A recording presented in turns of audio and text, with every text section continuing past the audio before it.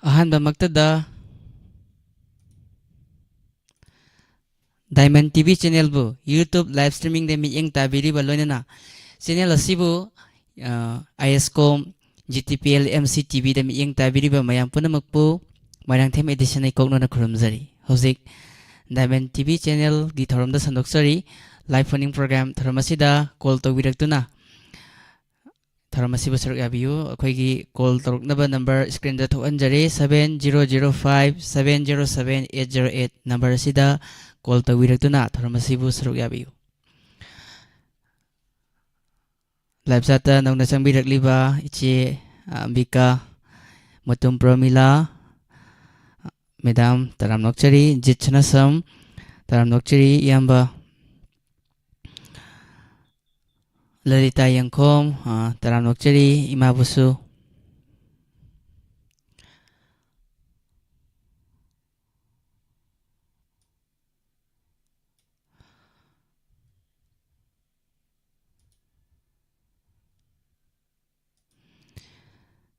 Ekhogi sisinajariba number sida call to biraktuna Taramasi basaruk yabiyu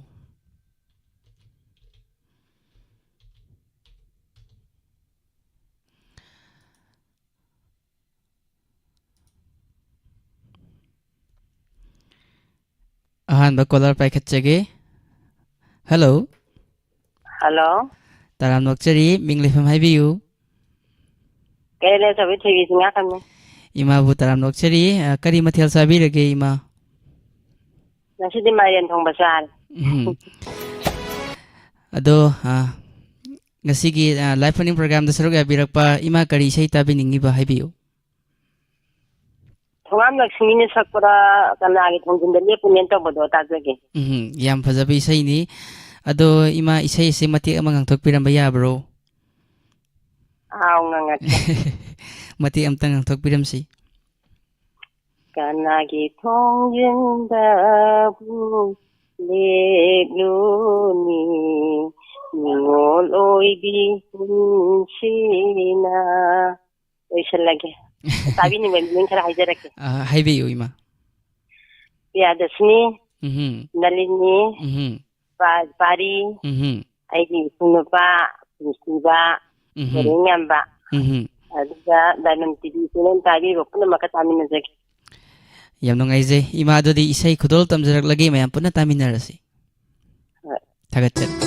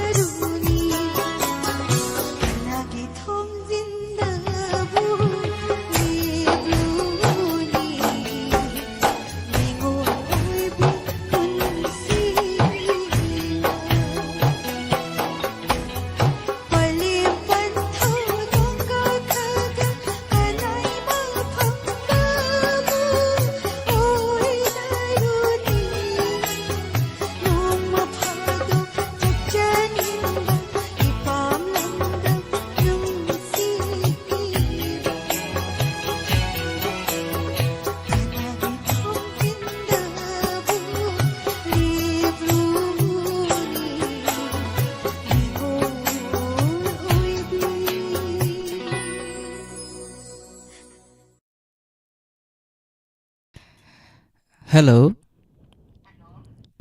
Minglifam haibiyu. Tani. Hello, amutanga haibiyu, minglifam haibiyu. Songju koiro imari tani. Ima Tabirabra. tajare ima yam nungaijai. Tharom sarok yabirakpa. Live phone program tharom ni ima ado kari isai ima na tabiningba haibiyu.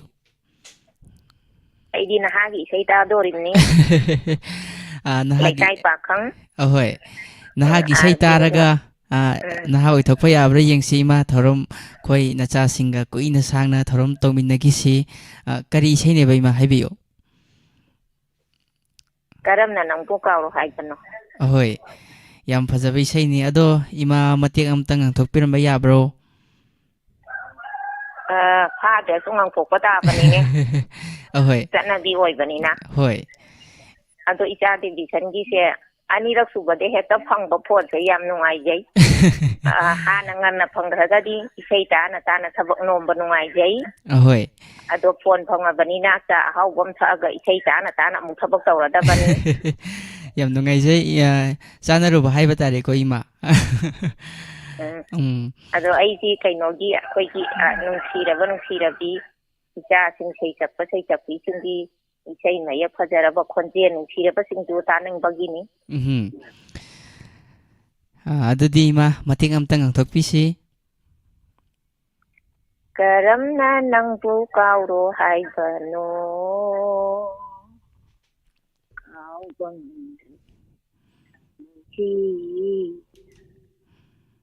Karamna nang kauro haibano. Kangang gumbaring da iti. Isay kutat. Ado isay di isati bisanga. Diamond TV bu tabi pasinga punna tamina jarage. Hoy, yam nungaijai. Thagachari ima adudi isai se khudol tamjarak lage mayam punna taminarasi. Nungaijai. Thagachari.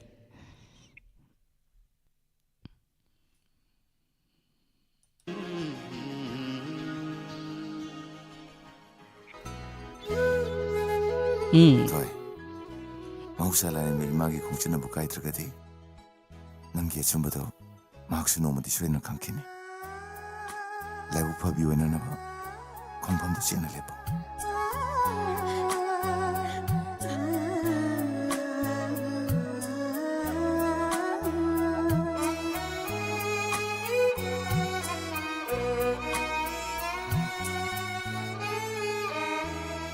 Karamna nangbu kauro haibano kauba haitraba thamuisina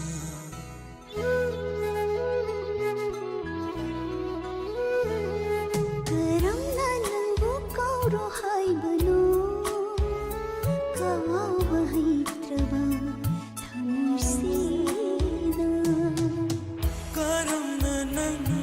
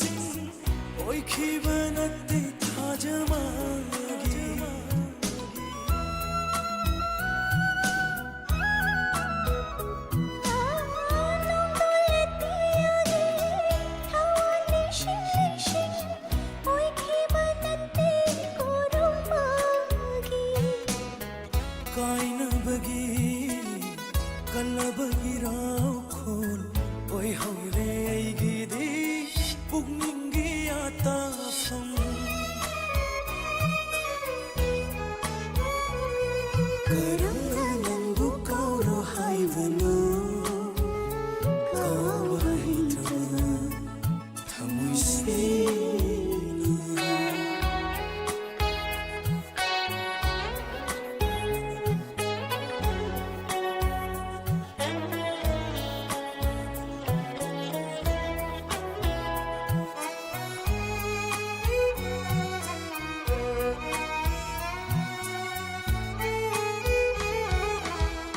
ꯄꯦꯟꯕ ꯅꯥꯏꯗ ꯊꯛꯂꯨꯕ ꯅꯨꯡꯁꯤꯕ ꯃꯍꯥꯎ ꯀꯜꯂꯕ ꯍꯨꯕꯨ ꯑꯣꯏꯔꯦ ꯉꯁꯤꯗꯤ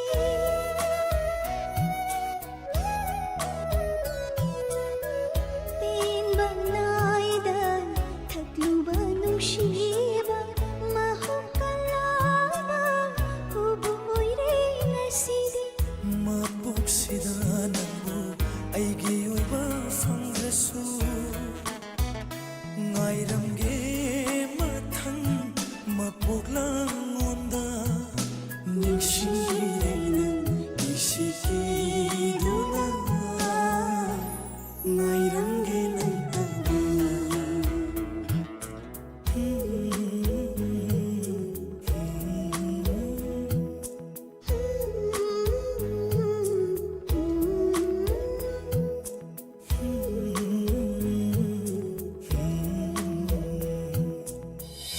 ꯀꯔꯝꯅ ꯅꯪꯕꯨ ꯀꯥꯎꯔꯣ ꯍꯥꯏꯕꯅꯣ ꯀꯥꯎꯕ ꯍꯩꯇ꯭ꯔꯕ ꯊꯃꯣꯏꯁꯤꯗ ꯀꯔꯝꯅ ꯅꯪꯕꯨ ꯌꯦꯡꯂꯅꯨ ꯍꯥꯏꯕꯅꯣ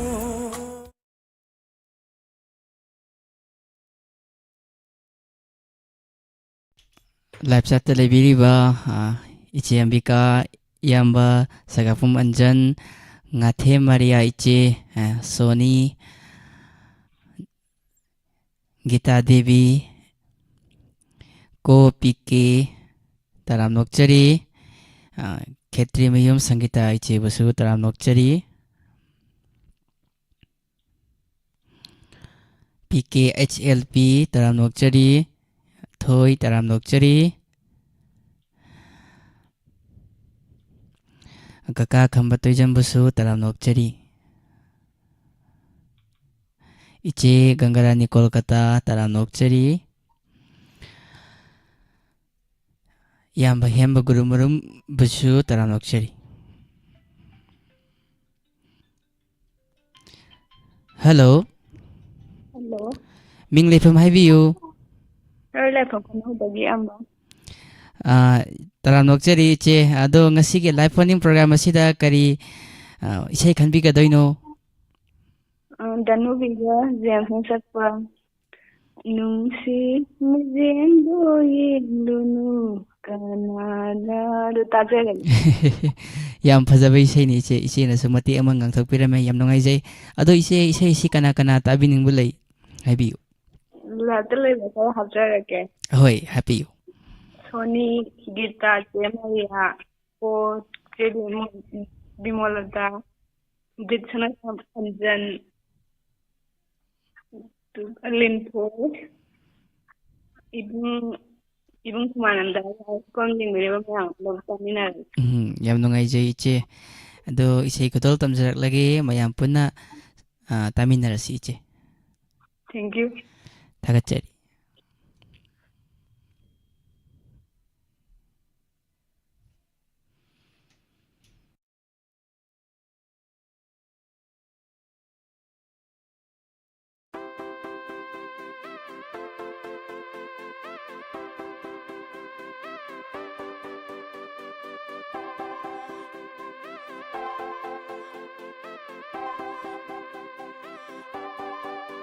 Nushi, Nikki.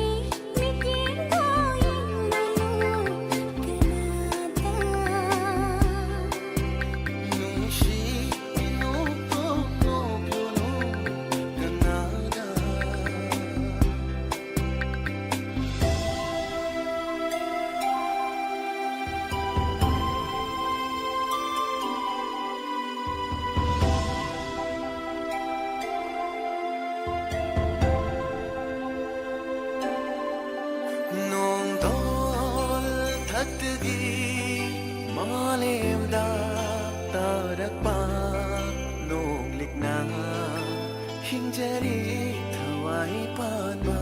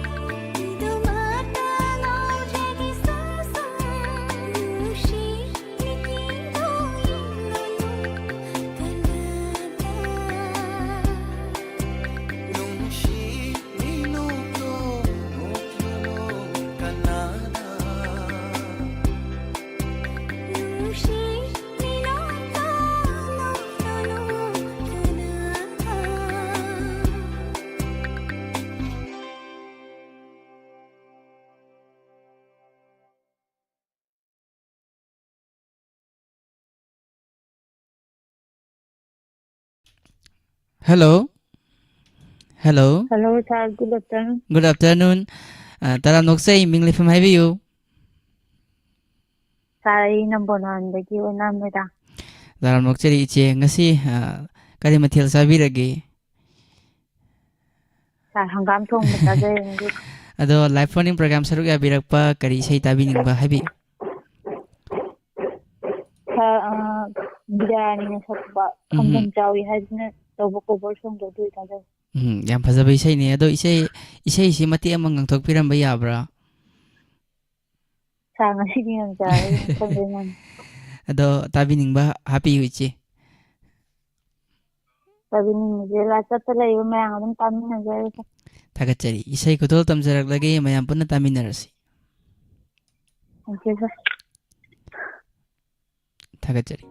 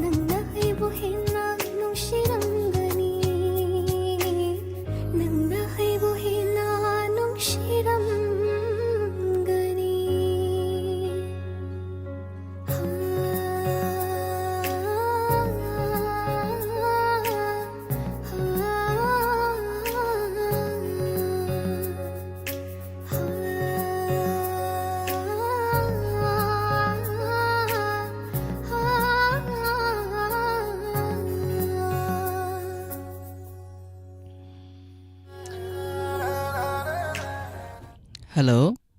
Hello, sir. Mingli FM haibiyu. Sari Hojai Sagapam Anjan. Aigi yamba danjan taran mokchari. Ado live phone program saru yabirakpa kari isai tabigani. Albin ga Puspa ani gana sakpako. Lena to isai do tajagesa. Ado danjan isai si mati amatang ngangthokpiram ba yabro. Sei mayak ka pha do sa ko nang je. Hoy. Ado tabining ba kana lay happy. Ichal Susilti, Ichal Loida, Amba, Gangarani, Goa, ko. E Maria, Jit Salam, Chanasam, Kelvin Nasram, Mayam of Loptagasa. Yam nung ay adadi isay si kudol tamzar lagi mayam po na taminarasi. Oh, sir, thank you. Takachari.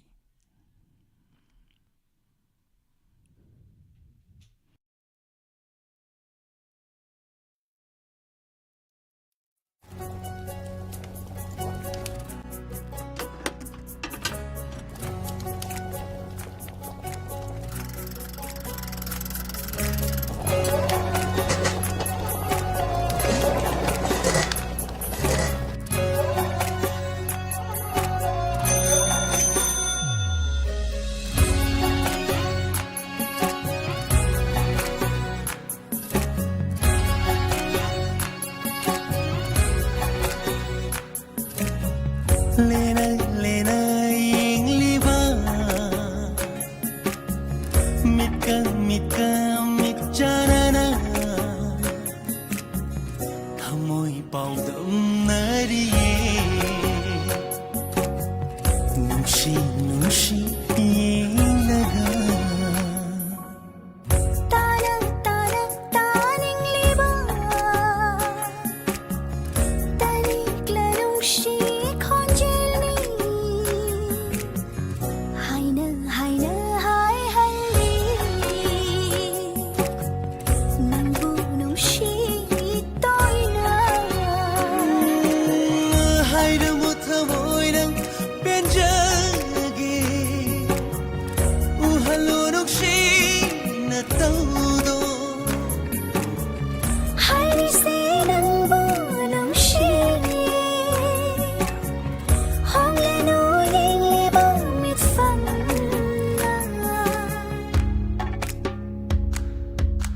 Nangtagi oyero shibaigi nangonda lufallo kawaii aigi soiram ninokto nangi aingonda hotlam nushiba nangi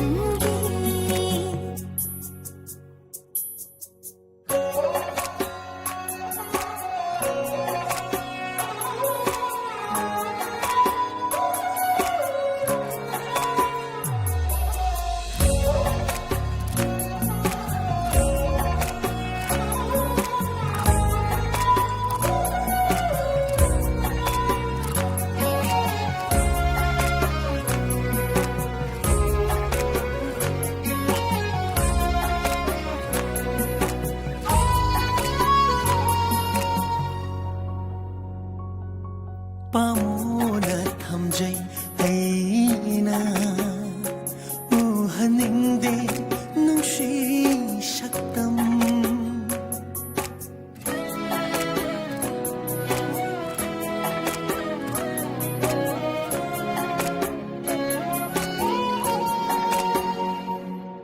Pamuna thamjai aina uhaningde nungshi sakam se khoida cheksinna sena jaba mita hallo nushibi nangu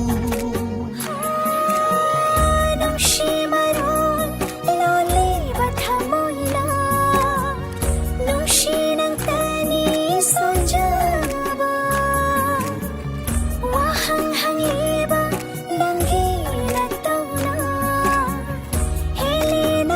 so nushiba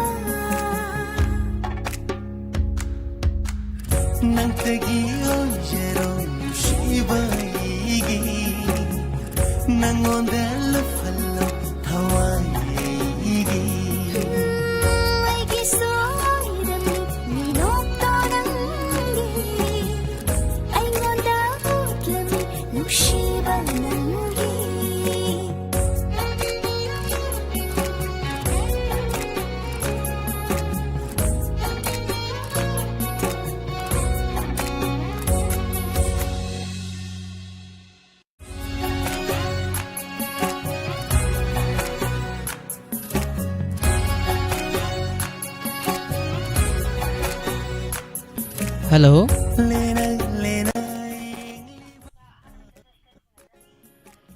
Hello. Amutang haibiyo. Ni call ka Hello. sir. Hello. Hello tabirabra. Tajare sir. Minglifam haibiyo. Gangarani Kolkata sir. Yam nungai je tharam saruk yabirakpa iche. Kari mathil sabirage. Sir ngasi nga thongba chai. Insang somehow ini ko iche. Ado live phone program saruk yabirakpa iche kari isai tabi ning ba haibiyo. Sir masa khoi madhuri ne sakpa manjanang bu to budo. Adu do ne tajare ge sir. Ahoy isai si kana tabi ning ba lay happy. Tabi ning ba se khoi jit sanasam Robita Ambika Sunni dagi Anjal nan them Merina sar la ta tale ba de TV channel si puta bi de ma yang dum punna tamina jara sa Do isai matek amtang ang thokpiram ba ya bro. sar si se ba ai ano boina to bonina sakpa haidok man de mathang de sakjara sa Ahoy do isai khudol tamjarak lage mayam puna taminarsi. thank you sir Thagachari.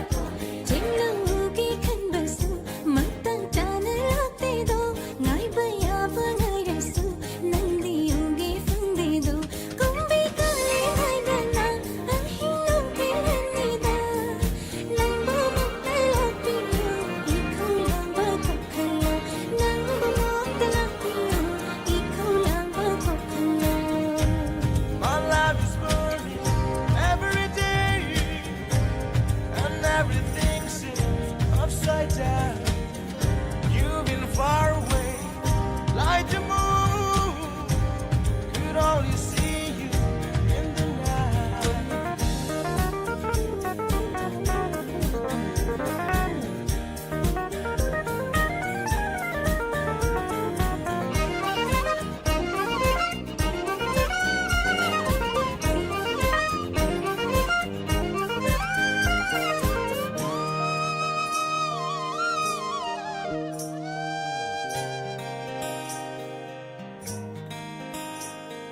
따지게 움직이 눈시 건재도 남자리 번자리 눈시 마이 통도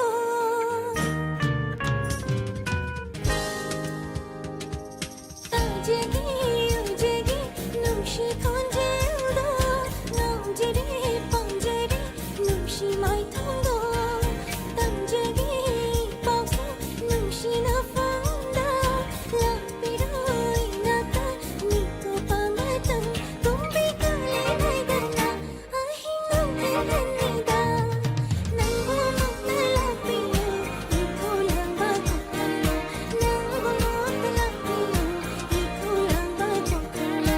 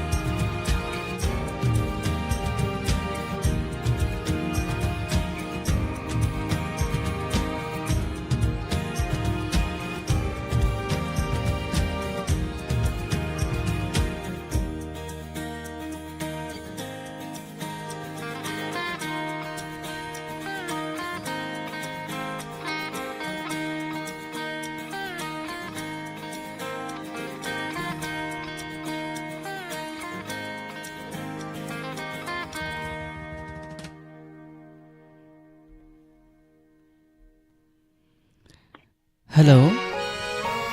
Hello sir. Taram nokchari minglifam takpiyu.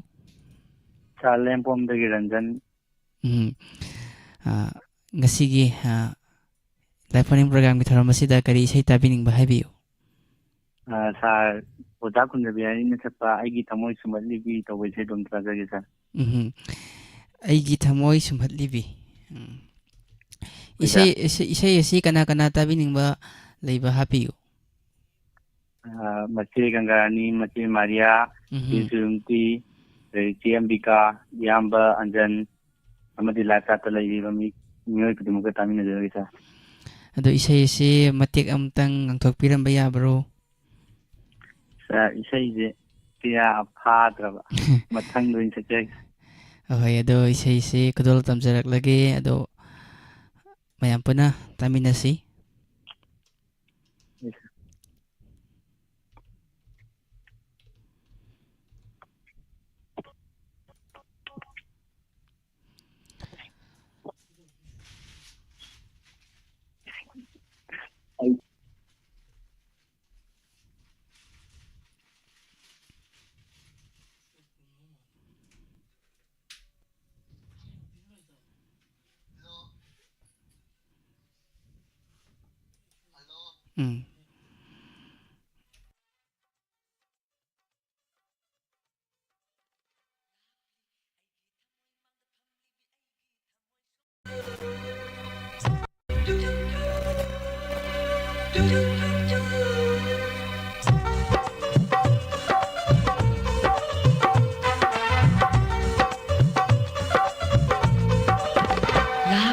Aigi thamoy mangda phamlibi aigi thamoy sumhatlibi aigi thamoy mangda famlibi aigi thamoi sumhatlibi aigi thamoi mangda famlibi aigi thamoi sumhatlibi aigi thamoi sumhatlibi aigi thamoi sumhatlibi nakhong yangi haiduna khongloi masing yam ganu namit tawi haiduna namit yam batau ganu naming radha kawi haiduna radha gi sajat jaganu daha aigi thamoi mang famlibi aigi thamoi sumhatlibi aigi thamoi mang famlibi aigi thamoi sumhatlibi aigi thamoi sumhatlibi aigi thamoi sumhatlibi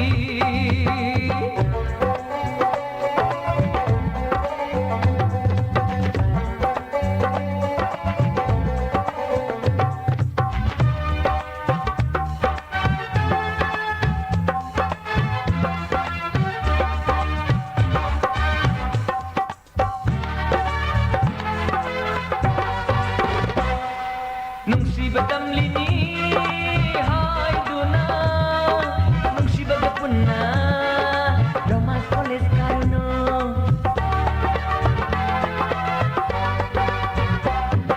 nungsiba damlini haiduna nungsiba gapunna romance college karuno nungsiba hau thanglaba kana nang arembada magani arembada kapjagani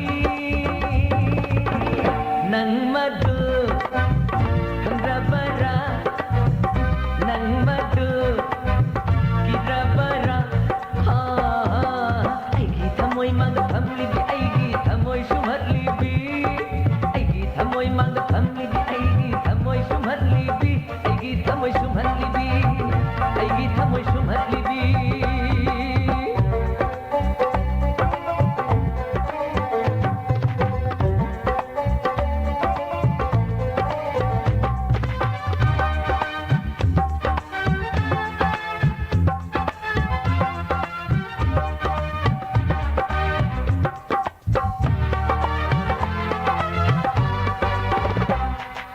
aigi thamoi kaina naba lenari bara mimang sida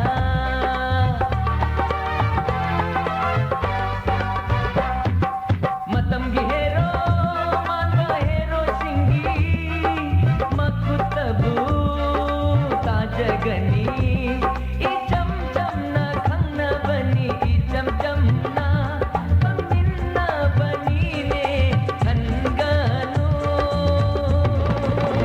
jab thokpa yadaba matangbu lakani nang madu khangrabara nang madu gidrabara aigi thamoi mangda famlibi aigi thamoi sumhatlibi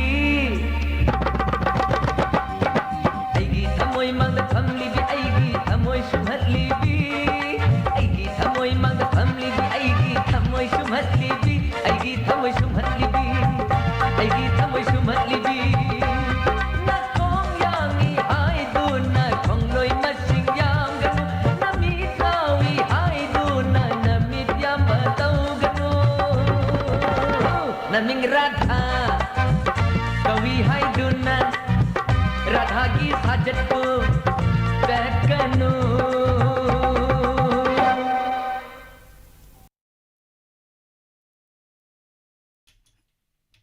Hello. Hello, Mingli from Habiyo.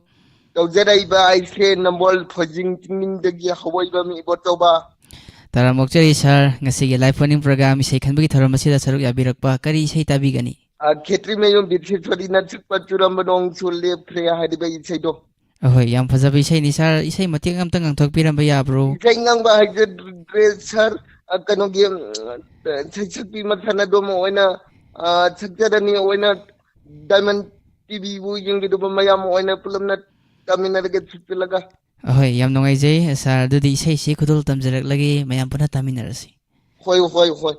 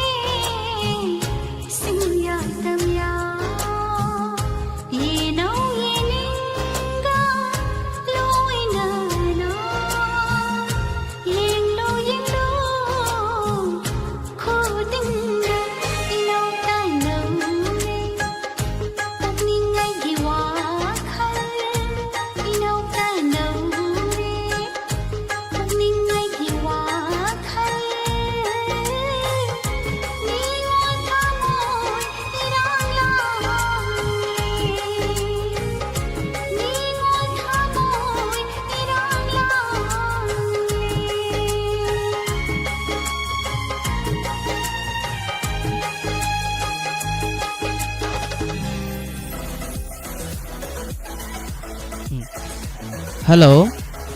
Hello. Ming Lefam Habiyu. Good afternoon. Amutang Habiyu, Ming Lefam Habiyu. Gawadagi Chen. Iche, Taram Nokche, Nasi Live Learning Program Saruk Abirakpa Yamnongai, Kari Sai Tabigani. Artist Ninthozam na sakpa yuganti mayekta. Mino mimisumba mitini mirogada do in Tazagasa. Oh, Isai Kudol Tamjarake, Ado Isai Kanagana Tabi Balai, happy you. Isai sending on a Panjaroge, like Tatale Vidivamaya, Diamond TV, Hawaii, Vidivamaya, Punamakatami Nazareth. Yamnongai,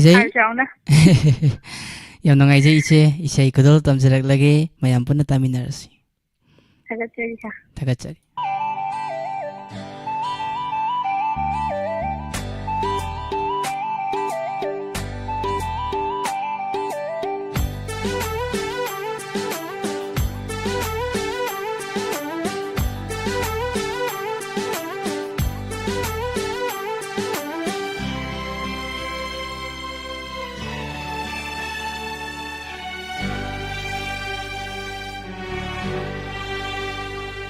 Minoki misumba mitsini miroba sajata satekta mitengda na yengda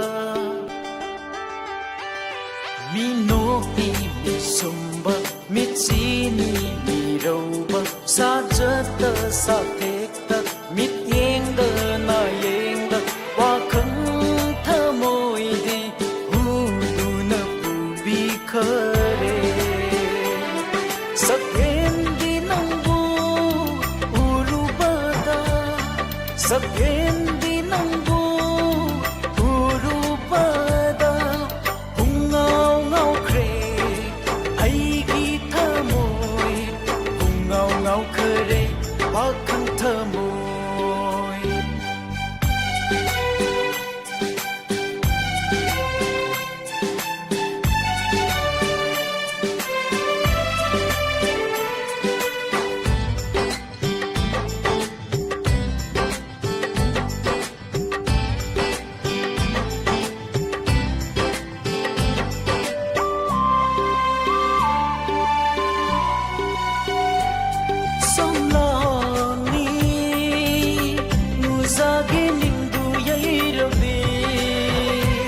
Sambrai managi singhi manam surabi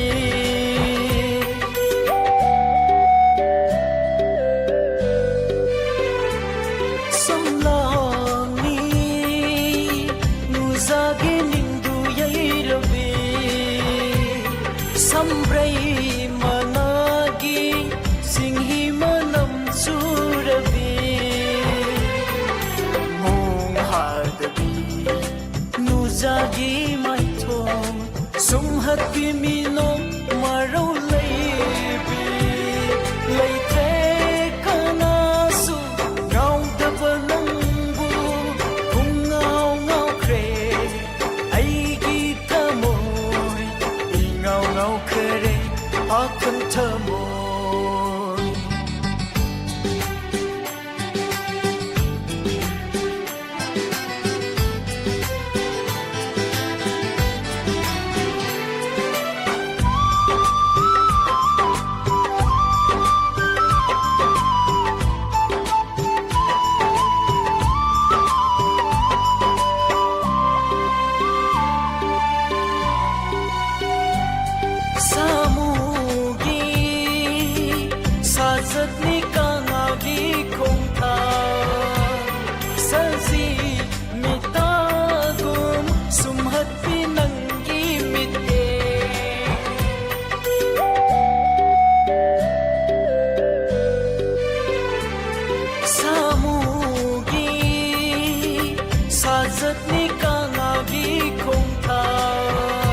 Saji mitagum sumhat pinanggi mit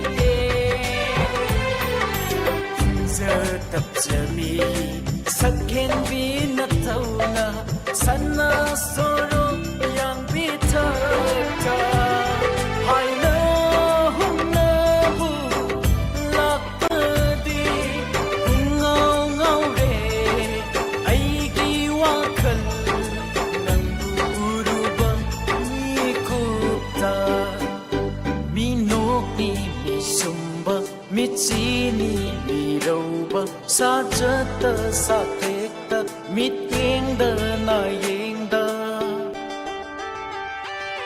मिनोक्नी मिसुम्बा मिचीनी मीरौबा साजत साथेक्ता मित्येंगदा नायेंगदा वाखंग थमोइदि हुदुना पुबिखरे Sakendi nangbu urubada Sakendi nangbu urubada Pungaw ngaw kre aigi thamoy Pungaw ngaw kre bakang thamoy Pungaw ngaw kre bakang thamoy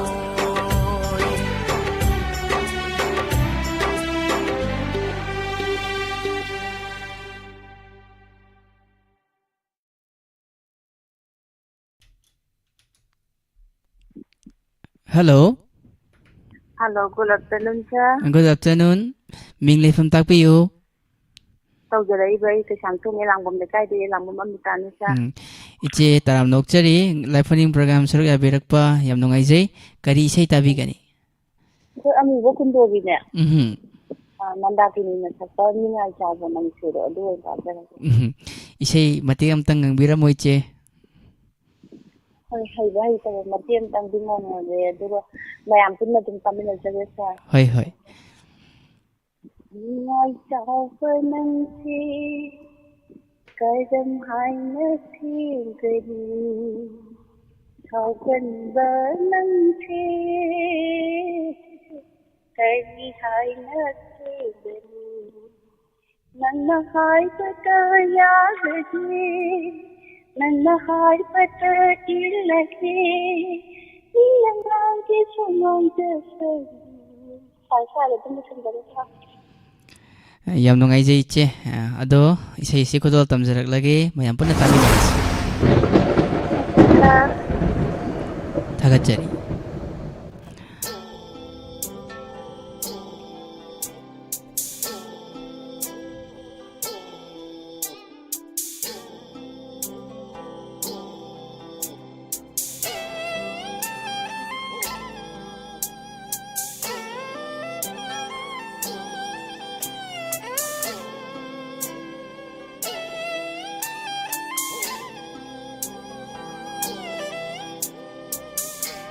Ningai chawba nang se karam hai na themgani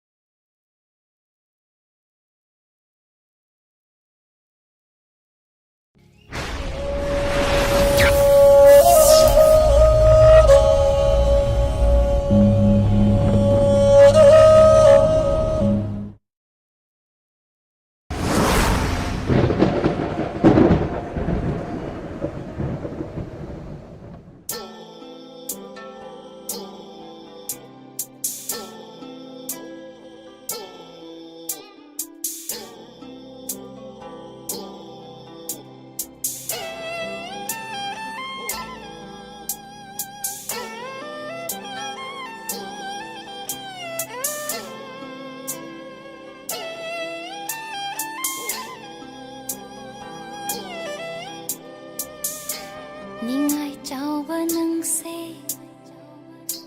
karam hai na themgani saugan ba nang se kari hai na themgani Ningai chawba nang se karam hai na themgani saugan ba nang se kari hai na themgani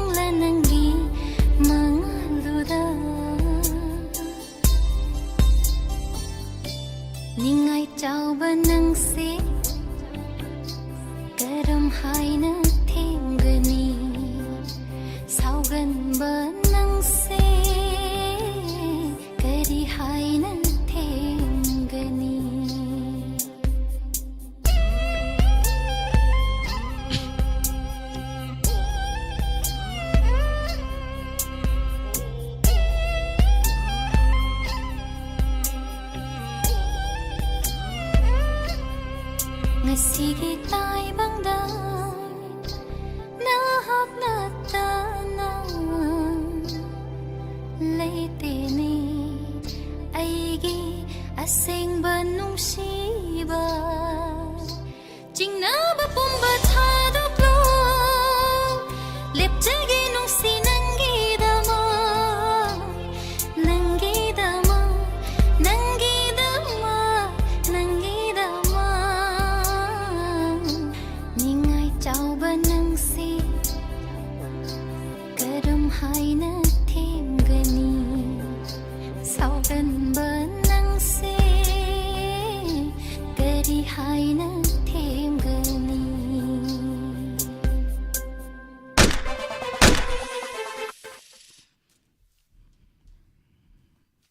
Hello. Hello. Hello. Hello. Hello.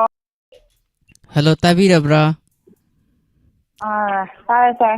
Minglifam takpiyu. Kasardagi Degjani. Iche taram nokchari live phone program saruk yabirakpa kari sei tabining ba habiyu. Haiki badai nangna nongma aibu ujadi layba namde tawdo madu isai do amarjina sakdo ado tabjare Hoi iche yam nungaijai ado tabining ba kana kana happy ba lay happy. tabiring base laptop da layba mayam TV channel bu yengbiba mayam se ga dum tabjarage Thagachari ai sarti changba sarti ne ai phi tharam bane ba do dum taw do sarti di changba ngam jadra ba sat Hoi isai kudal tamjar lage mayam puna taminarasi thagachari thagachari.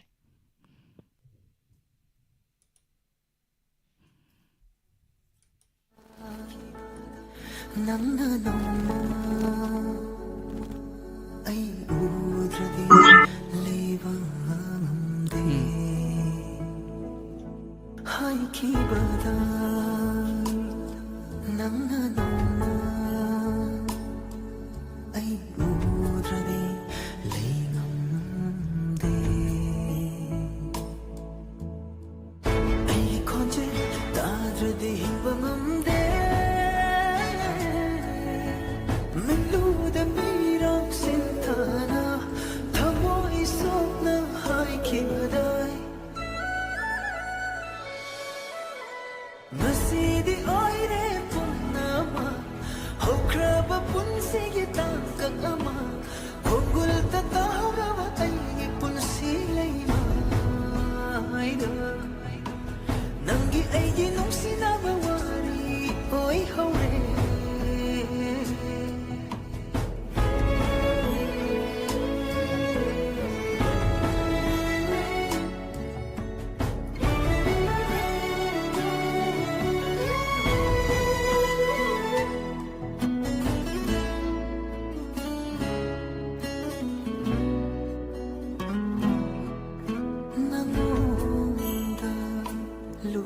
Chariwa ay tawai se Teng thaduna kaplaple Kang fam kang dana Tawai na hapjangu Thadok piram labada Karamba punsina Kanjaba ngamgani Nukshiba wahina chiro dauduna Napada naksin na hayramba Faukiba ihundu koptari Nandilap kare kawari ngamgari Nangi aigi nungsinabawari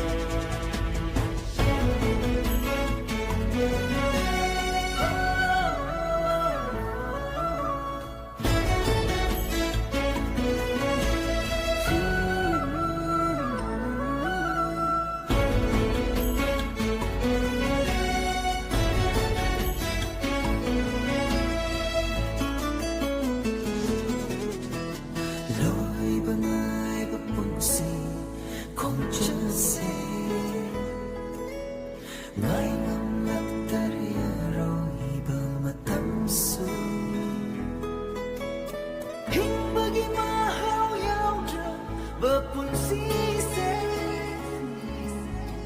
hingning laktare miram batay banda nungsige lambira kutsamluna pubiramye mangkarena hati banthong yauda asumna kaina dawa leiraba asumna wahtawa leiraba tena ramdaba na farami ay khoni nangi ay nungsinaba wari oi hore hai kibana nangna noma ay udrade leingamde ay konje tadrade hingbangamde miluda mirang sintana thamoy sokna hai kibadai nasidi oire punnama hokraba punsige tangkang ama konggul tatawrawa ay punsi layma ayda nangi ay ginong sinabawari oy haure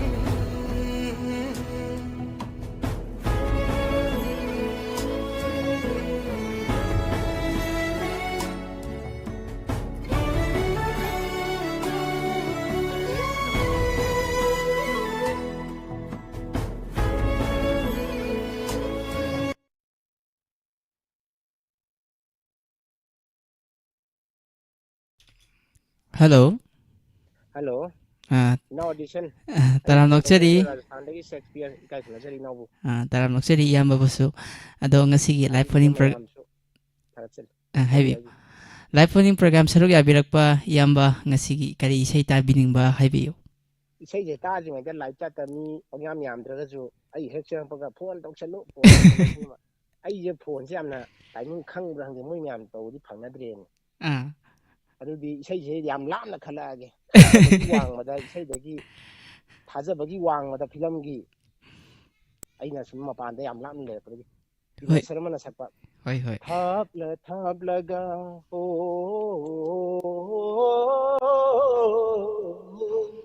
ꯊꯥꯞꯂ ꯊꯥꯞꯂꯒ ꯅꯨꯡꯁꯤꯕ ꯍꯦꯜꯂꯤ ꯇꯥꯝꯂ ꯇꯥꯝꯂꯒ ningsingba heli thapla thaplaga nungsiba heli haibu sei da tamina jagi mayam punamaka yam phajana jo ai yamna isai sing angthokpiram le ado kana kana tabiningba hapiningba lebibra live chat ta lemingi ba tv di engdi ba mayam punamaka tajai tarset thagachari ai sei khodol tamjaralage mayam puna taminars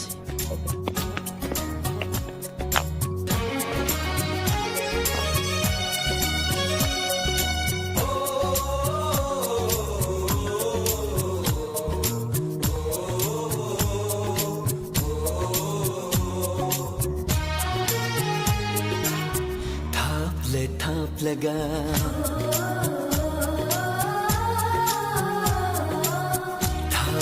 थाप लगा नूसीबा heli ताम लगा निंगसिंगबा heli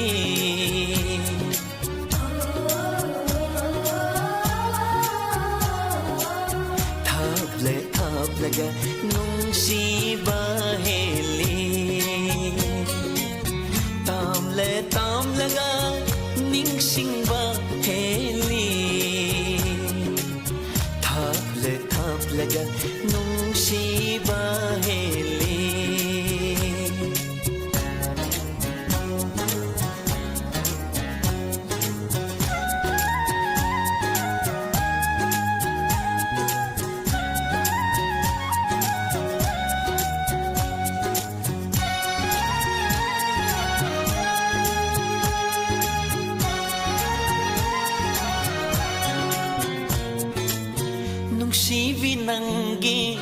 nungsi langlana ꯄꯨꯟꯁꯤꯟꯕꯤꯔꯦ ꯑꯩꯕꯨ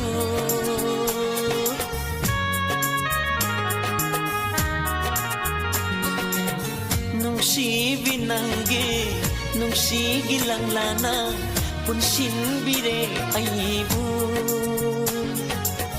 ꯅꯤꯡꯁꯤꯡꯂꯛꯄꯗ ꯑꯩꯈꯣꯏꯅꯤꯒꯤ ꯋꯥꯔꯤ ꯑꯩꯈꯣꯏꯅꯤꯒꯤ ꯋꯥꯔꯤ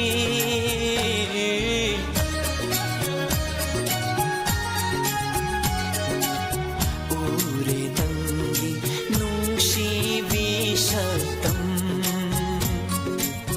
ꯈꯜꯂꯤ ꯀꯧꯕꯒꯨꯝ ꯅꯅꯥꯛꯇ ꯑꯩꯕꯨ ꯊꯥꯞꯂꯒ ꯅꯨꯡꯁꯤꯕ ꯍꯦꯜꯂꯤ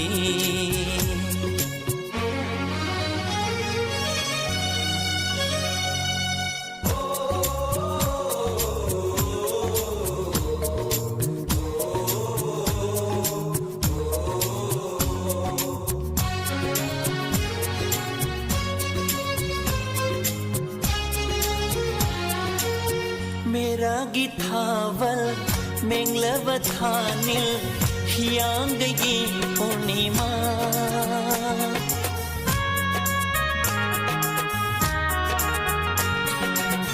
मेरागी थावल मेंगलब थानिल हियांगगी पूर्णिमा हेंदे तागे ना हकी शतम ना की सतमना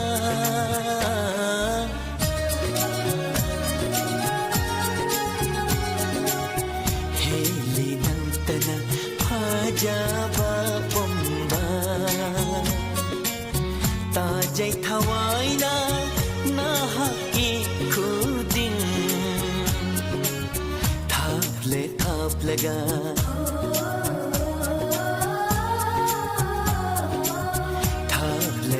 लगा नुंसीबा हेली ताम लगा निंगसिंगबा हेली उरे नंगी नुंसीबी शब्दम हेली नंतना फजाबा पुंबा थाप लगा नुंसीबा heli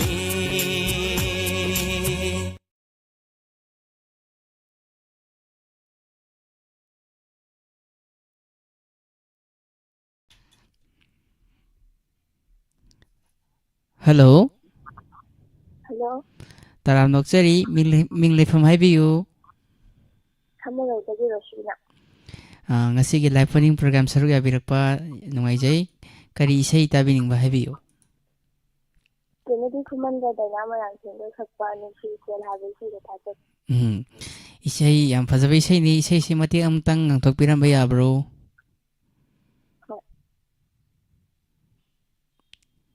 Hello. Dai di san isai je kau bre. Mathang doi ngang. Oi, keso kai ba leite ado isai se kana tabiningani tabiningba leiba haibiyu.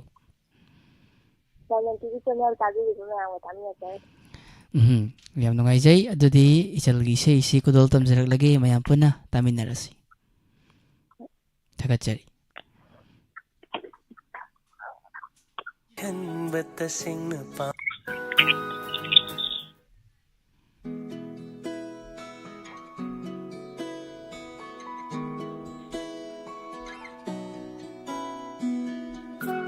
पाबुंगनदी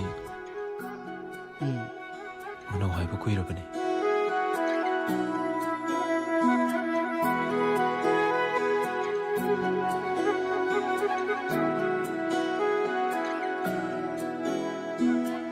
थमुयनीगी नुंसी इचलसे लोइखिनी खनबता सेंगना पामुई मगुलै बहेन मल्ली मयाइसु हेन खनमल्ली नुंसी इचलसे लेंगदन लैहनिंगले थमोइगी नुंसीबा लेपखिने निंगले ओइरुदाबा मंगलानी ओइहनिंगले मंगफाउनारबदी थमोइना हराउरनी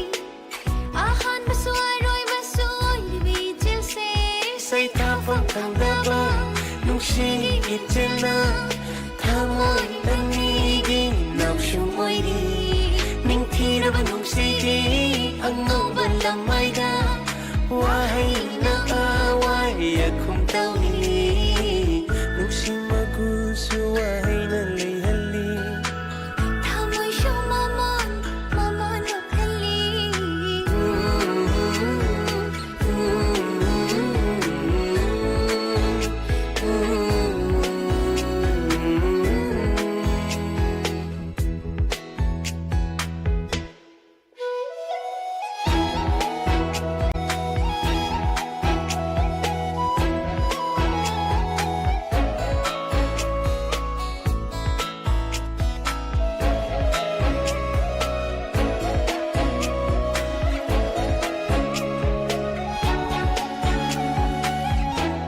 ꯑꯉꯧꯕ ꯆꯦꯕꯥꯡꯒꯨꯝ ꯂꯩꯔ ꯄꯨꯟꯁꯤꯗ ꯃꯆꯨ ꯀꯌꯥꯅ ꯂꯩꯇꯦꯡꯂꯤ ꯆꯦꯕꯥꯡꯗ ꯋꯥꯈꯜꯅ ꯁꯥꯒꯠꯄ ꯃꯪꯂꯥꯟ ꯀꯌꯥꯁꯨ ꯄꯨꯟꯁꯤꯒꯤ ꯆꯦꯕꯥꯡꯗ ꯃꯃꯤ ꯇꯥꯍꯜꯂꯣ ꯑꯉꯧꯕ ꯆꯦꯕꯥꯡꯒꯨꯝ ꯂꯩꯔ ꯄꯨꯟꯁꯤꯗ ꯃꯆꯨ ꯀꯌꯥꯅ ꯂꯩꯇꯦꯡꯂꯤ ꯆꯦꯕꯥꯡꯗ ꯋꯥꯈꯜꯅ ꯁꯥꯒꯠꯄ ꯃꯪꯂꯥꯟ ꯀꯌꯥꯁꯨ ꯄꯨꯟꯁꯤꯒꯤ ꯆꯦꯕꯥꯡꯗ ꯃꯃꯤ ꯇꯥꯍꯜꯂꯣ ꯃꯈꯜ ꯀꯌꯥꯒꯤ ꯃꯆꯨ ꯀꯌꯥꯅ ꯁꯥꯟꯅꯔꯤ ꯄꯦꯟꯅ ꯄꯟꯊꯨꯡ ꯂꯩꯇꯅ ꯄꯥꯝꯖꯅ ꯁꯦꯝꯖꯕ ꯅꯨꯡꯁꯤ ꯋꯥꯔꯤꯅꯤ ꯄꯟꯊꯨꯡꯗ ꯎꯔꯒ ꯅꯨꯡꯉꯥꯏꯖꯔꯤꯕ ꯑꯣꯏꯍꯟꯅꯤꯡꯕ ꯋꯥꯔꯤꯁꯨ ꯑꯄꯥꯝꯕ ꯑꯣꯏꯔꯛꯄꯗ ꯄꯟꯗꯣꯝ ꯂꯣꯝꯅ ꯊꯃꯣꯏꯅ ꯄꯦꯟꯖꯕ ꯑꯄꯥꯝꯕ ꯄꯨꯝꯕ ꯈꯟꯕꯤꯔꯕ ꯃꯆꯠꯁꯨ ꯑꯣꯏꯔꯤꯕ ꯅꯨꯡꯁꯤꯔꯨꯕꯩ ꯍꯥꯏꯅꯔꯨꯕ ꯂꯩꯇꯅ ꯑꯣꯏꯔꯛꯂꯤꯕ ꯃꯔꯤꯁꯦ ꯃꯥꯡꯍꯟꯗꯅ ꯊꯝꯖꯤꯜꯂꯦ ꯊꯃꯣꯏꯗ ꯁꯩꯊꯥꯐꯝ ꯈꯪꯗꯕ ꯅꯨꯡꯁꯤ ꯏꯆꯦꯜꯅ ꯊꯃꯣꯏ ꯑꯅꯤꯒꯤ ꯅꯥꯎꯁꯨꯝ ꯑꯣꯏꯔꯤ ꯅꯤꯡꯊꯤꯔꯕ ꯅꯨꯡꯁꯤꯒꯤ ꯑꯉꯧꯕ ꯂꯝꯃꯥꯏꯗ ꯋꯥꯍꯩꯅ ꯑꯋꯥꯏ ꯑꯈꯨꯝ ꯇꯧꯏ ꯅꯨꯡꯁꯤ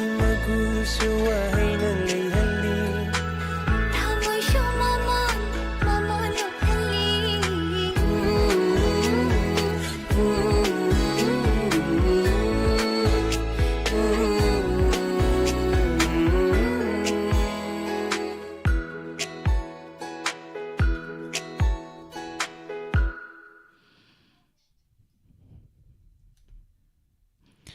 Hello. Hello. Talam nokjari ming leifam takpiyu. Sabasu khurumjari sarai kyamgidagi gurumim hemba. Khurumjari sir tharam saruk yabirakpa yam nungaijai sir. Live phoning program saruk yabirakpa kari isai tabiningba haibiyu. Sa Ramri thongnama thak sakpa achikpari dom phamlingai tawbi isai tajage. Yam phajaba isai ni isai si mateng amtang ngangbiramba yabro sir. Sa ngasi ni ngapi kan hai matang tudong taru so na ngangjage. Hoi. Ado tabiningba kana happy ningba lai. Tabining mujai haji live chat lai riba plot marum pang mayam pana tajage. Yam nungaijai adudi isai kodol tamjarak lage mayam pana taminarasi. Thank you sir. Thagatjari.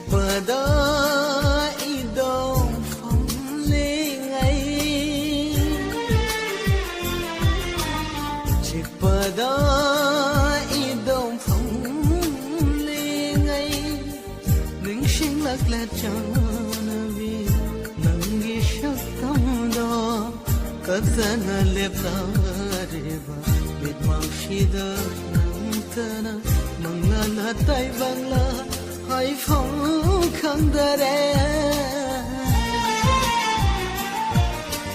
achik pada idong phong lengai ning shing lak le chana vi nangi shakam do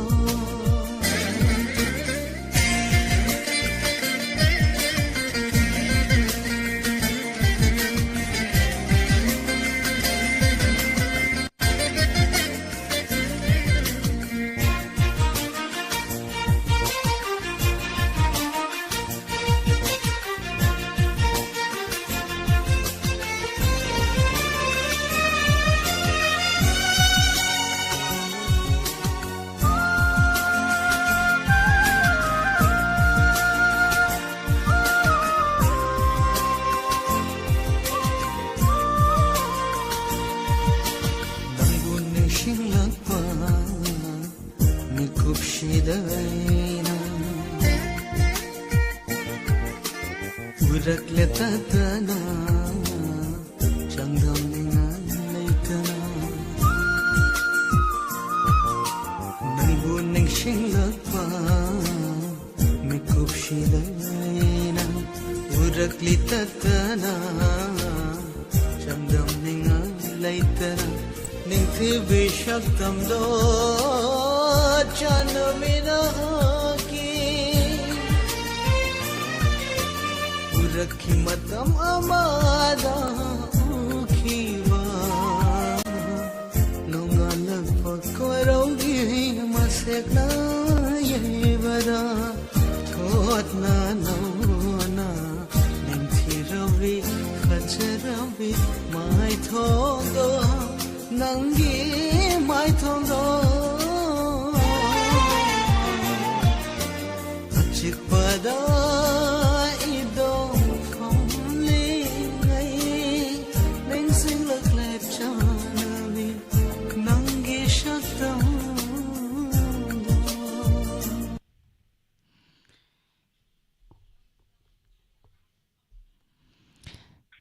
Hello. Hello, sir. Isa ito kanjage ba? Yani isi kanbiyo ming lefam takbiyo. Bamo lekadigi Santa. Yam nongai jay Sir Santa live phone program seru abirakpa kari isai tabi gani habiyo. Dr. Yaima film gini. Liri humba malang ba adu tahu tajage. Oi isai ko tamjage adu Sir naso tharomasi ke last caller oire adu kana tabi ning balai happy gadra. Ani katang hapjage. Oi. Akoi gi bamo lekadigi laisam lekadigi sanjoy.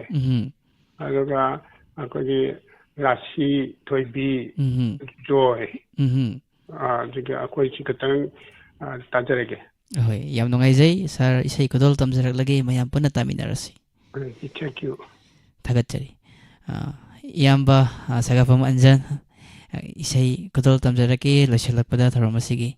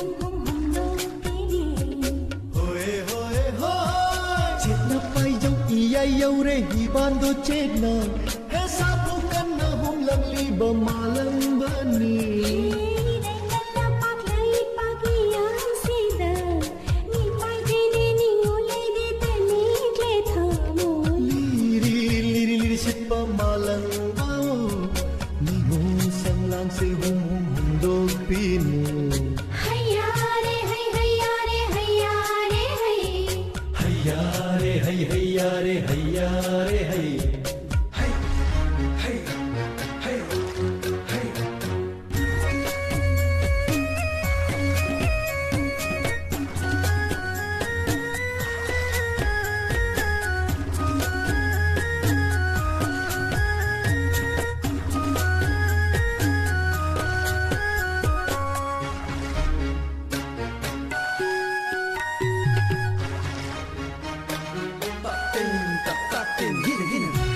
các ngao na ra ba chiếc ya sang bu su mai cây khăn đập bài răng lê Tam na nguri ba chính sang nấu bồn đa tú phong khắp na sa na ri malam ipum na ki zaduna painin na rakho ne chekla Ning pura ba shi se heka ek na nau na jagoi sa ge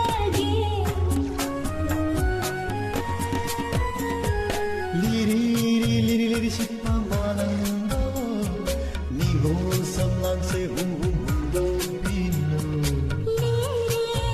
Sipa malango ning hum sam lang se hum hum hum do pire हैया रे हैया रे हैया रे हैया रे हैया रे हैया रे है हैया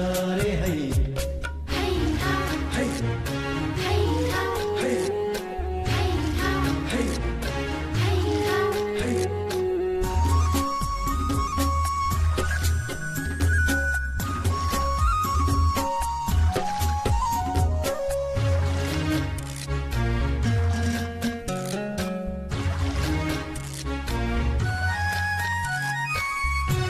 ngangan naraba koro monganga chai tharak le ipak se Phijol hong le re ipak le aise ning phijere phaje irol nung da tari vasatang se pamdare ta ai dikam doni Nana moirang lam jawi de basu Nushi jene na lara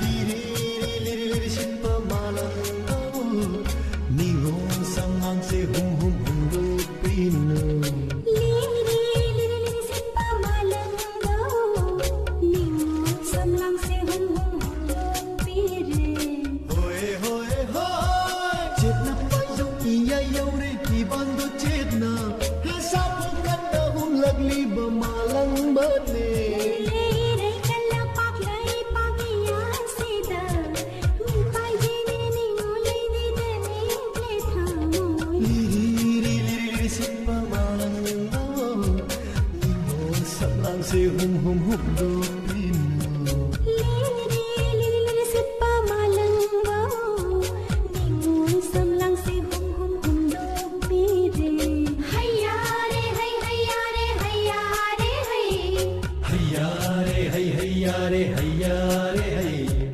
हैया रे हैया रे हैया रे हैया रे हैया रे हैया रे है हैया रे हैया रे हैया रे हैया रे हैया रे हैया रे है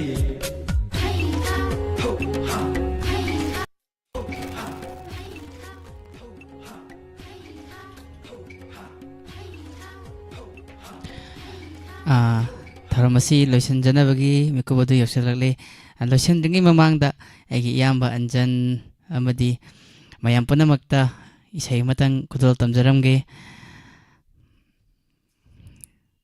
areba color packet chakibana iche yaisna mangang call chatabani ado hojiki oinadi phone packet chararoi ado mayam gidamakta isai matang haita haita kudol tamjaramge soikiba lankiba yarabasa mayamna ngakpigani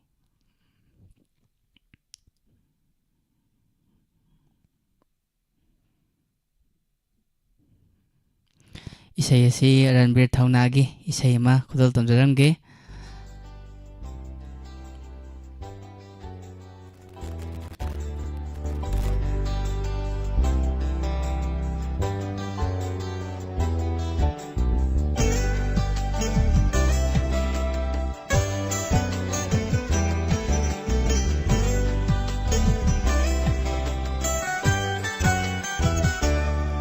khajikdang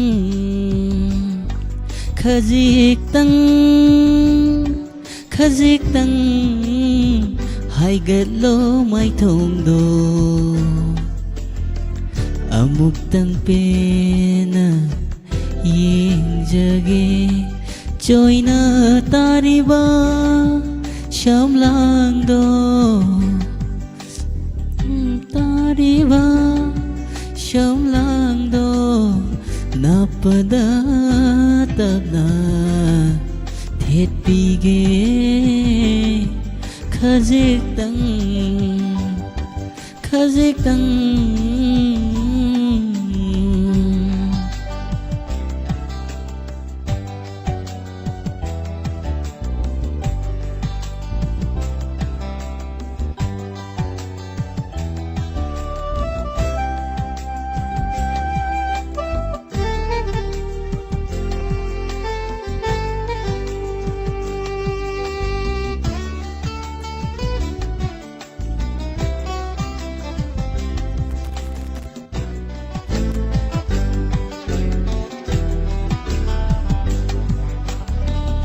hai phết tầng lô na ying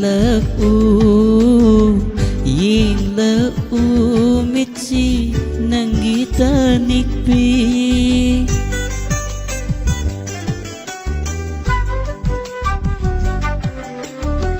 hai phết tầng lô na ying lơ u michi nangita nikpi momon muktang noklamu nung siwari libige joina tariba shamlangdo joina tariba shamlangdo napada tapna thetpige khajikdang khajikdang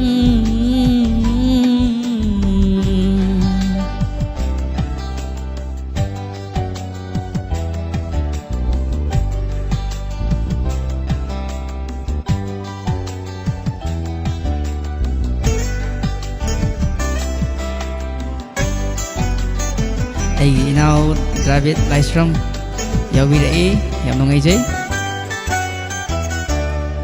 vì gì sẽ không jilu janabi angau bamalang na humkini vì gì sẽ không jilu janabi angau bamalang na humkini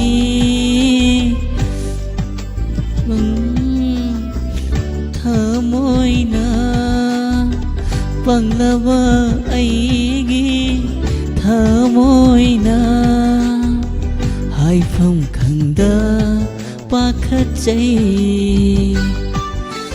joina tariba shamlangdo joina tariba shamlangdo napada tapna thetpige khajikdang khajikdang